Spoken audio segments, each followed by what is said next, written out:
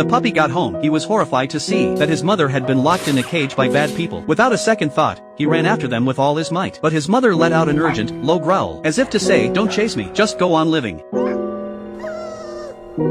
With nowhere else to go, the little guy could only keep walking in the direction his mother had been taken. He walked through meadows greened by spring winds, through countryside scattered with autumn leaves, through all 4 seasons, and grew into a big dog. Life on the streets taught him many survival skills. He learned how to hitch rides, and how to act cute to beg for food. But cold stares and harsh scoldings were the norm. He could only scavenge leftovers from trash bins. Yet when he retreated to a corner to eat in peace, he accidentally wandered into the territory of a big black dog.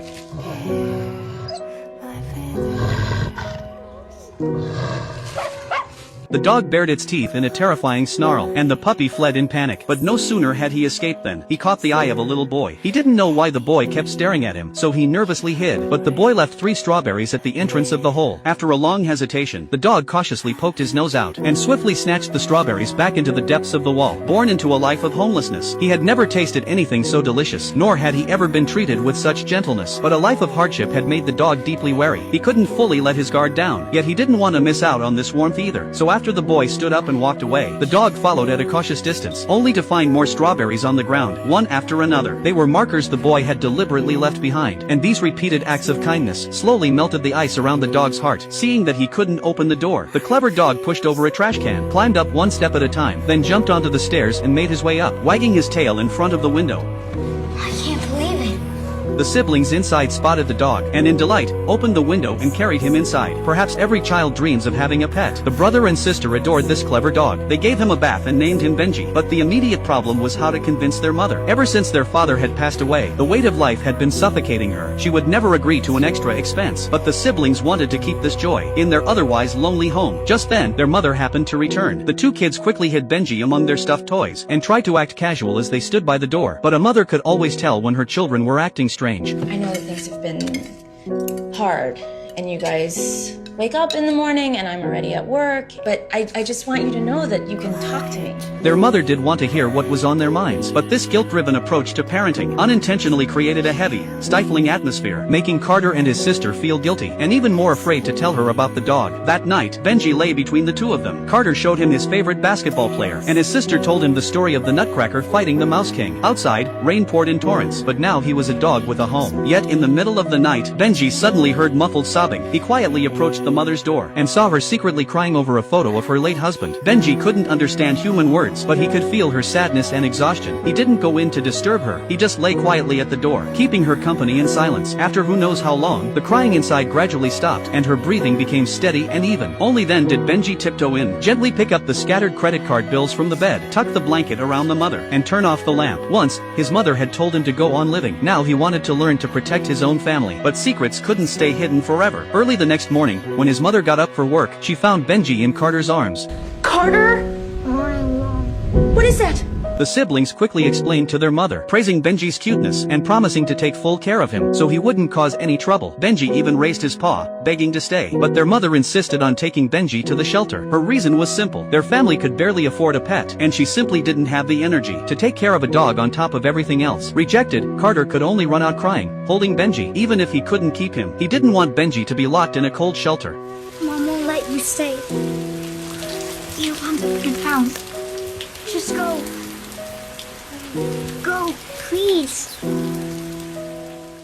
Carter ran away sadly, not daring to look back. But dogs don't understand the complications of the human world. Once they've chosen someone, they'll never leave. Every day after that, Benji would wander the street where they first met, hoping to see Carter again. And the big black dog still guarded his own turf. Looking at its broken leash, Benji suddenly understood. The big black dog was waiting for someone who would never return. Perhaps that would be his fate too. But Benji didn't want to just wait around. Seeing the strawberries under the fruit stand, he decided to take action. He grabbed a strawberry in his mouth and sat at the school gate. But even after the last person left, Carter never appeared. In fact, Benji had been a step too late. The siblings had gone to a pawn shop early to help make ends meet. Their mother had sold their father's watch. To keep the shop owner from selling it, they brought a little pocket money every day to show him their determination to buy it back. But today, the shop owner was unusually stern. He said the watch had already been sold and told them to go home. I'm gonna call the police and tell them you are a lying liar. You can't sell the... In reality, the shop had been robbed. The thief hadn't wanted any more trouble. He simply dragged the two kids outside, then pulled a student ID card from their backpack and threatened them to keep quiet. But the shop owner inside refused to cooperate and kept shouting for help. Hearing the cries, the little sister tried to rush back in. In the struggle, she accidentally knocked off the thief's mask. That changed everything. The thief decided to go all the way and tied up the siblings too. And this scene was witnessed by Benji, who happened to be passing by. His small figure ran desperately behind the speeding car, just like when he had chased after his mother's departure all those years ago. But 4 legs couldn't outrun wheels. Still, Benji refused to give up. He quickly took a shortcut and finally spotted the car. The siblings also noticed Benji. He ran after them with all his might, but was blocked by a crowd of pedestrians midway. By the time he got through, the car had already disappeared at another crossroads. Just as Benji was at a loss, he spotted strawberries on the ground. It was a secret code between him and Carter. Strawberry after strawberry formed a trail again, leading him all the way to an abandoned house by the cemetery. Peering through the window, Benji saw the thief playing with Carter's father's watch. Tell me how bad you want it.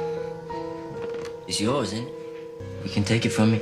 The thief's goal was simple: to make the siblings his accomplices. Carter knew that if he passed up this chance, he might never get the watch back, but tears rolled down his cheeks as he refused to reach out. Just then, the thief's guard dog spotted Benji, and the 2 dogs instantly took off in a chase. Clever Benji squeezed through a narrow pipe, and the clumsy dog got stuck. But before Benji could catch his breath, the thief, alerted by the noise, came after him. Thinking fast, Benji ran into a small shed, slipped out through a gap in the floor, then pushed over a cabinet at the door, successfully trapping the thief inside. Benji quickly ran to an abandoned bus. When the other thief followed him in, Benji escaped through a hole in the roof. His goal was clear. He ran straight toward the room where Carter and his sister were being held. But despite giving it his all, he couldn't bite through the thick rope binding them. And outside, the thieves were closing in. With the guard dog's help, Benji was soon found hiding. But he quickly jumped out the window, realizing he couldn't rescue Carter and his sister alone. He immediately ran back to the pawnshop, pushed a chair against the door, then grabbed the keys on the floor to free the shop owner inside. After many attempts, he finally got the door open. Before long, the police and the mother rushed to the scene, but they found only a mask, with no way to track down the thieves' whereabouts. Seeing this, Benji snatched the mask from the police, ran ahead of the crowd, and signaled them to follow him. Carter's mother immediately recognized the dog that had once appeared in her home, and followed him to the abandoned house, but it was empty. Benji bit down on an empty can, trying to tell the police it was left by the thieves, but he couldn't speak. The police just thought he was looking for food, and dismissed it as a false alarm. Frustrated, Carter's mother scolded Benji to stop causing trouble and go away. Benji could only droop his ears and step aside, his eyes full of hurt. He had only been trying to help, but Benji still didn't give up. He suddenly remembered the big black dog's keen sense of smell. Maybe he could help track down the thieves. So Benji quickly came up with a plan. He stole a pack of food from a stall, and ran back to the alley. He knew the big black dog wouldn't leave his spot easily, so he used the food to lure him into chasing after him, all the way to the house where the thieves had been hiding. Only then did Benji stop. The big black dog rushed over, and quickly gobbled up all the food. Then Benji bit onto his leash. At first, the big black dog didn't understand, so Benji signaled for him to follow inside. Once in the house, Benji brought over a blanket the siblings had touched. The big black dog understood, sniffed the blanket, twitched his nose, and instantly locked onto the scent. With the big black dog's help, they opened the door to an underground passage. The 2 figures made their way through the damp, dim tunnel, tracking the scent all the way, and finally emerged at an abandoned shipyard by the sea. The thieves were planning to flee by boat under cover of night, and that burly guard dog was standing guard at the entrance to the dock. The 2 dogs exchanged a glance, and quickly hatched a plan. Benji appeared first, barking provocatively at the guard dog, luring him away. Then, Benji suddenly turned and hid in the bushes, and the guard dog, not paying attention, crashed right through the brush and fell into a ditch. When he scrambled back up, ready to retaliate, the big black dog blocked his path. The big black dog stood tall, showing his might, and the guard dog instantly cowered to the ground, all his ferocity gone. Meanwhile, the police had obtained footage from a traffic camera, and the direction the car had headed matched the house. Only then did the mother realize she had wrongly blamed Benji. The group rushed to the scene again, and immediately spotted the underground passage Benji had found. They arrived just in time. With the dog's help, the thieves were subdued by the police. The remaining accomplice panicked and ordered the boat to set off, but in his rush, he forgot to untie the mooring line, ignoring the danger. Benji seized the moment, stepped onto the rope and made his way toward the boat. The thief grabbed a harpoon to stop him, but Benji leaped forward, pouncing right onto the thief. The thief lost his balance and fell into the water. The siblings were finally saved, but Benji had hit his head and lay motionless. In his unconscious state, images of the past flashed before his eyes like a revolving lantern. His mother's urgent growl from inside the cage, the biting wind and cold rain on the streets, the 3 bright red strawberries at the mouth of the wall hole, the warm yellow glow of the bedroom light as the siblings told fairy tales, and the muffled sobbing at the mother's door. Those fragmented images pieced together a life of hardship, yet one touched by luck. This dog, who had so desperately longed for a home, had finally earned his family's acceptance. Fortunately, Benji had only been knocked unconscious and was otherwise fine, and the big black dog, who had played a key role, was adopted by the police because of his excellent tracking skills, and finally found a home of his own, no longer needing to guard an empty alley, waiting for someone who would never return. 3 strawberries Strawberries bought a fearless act of protection. A little kindness earned a lifetime of unwavering companionship. A dog's love has always been simple and direct.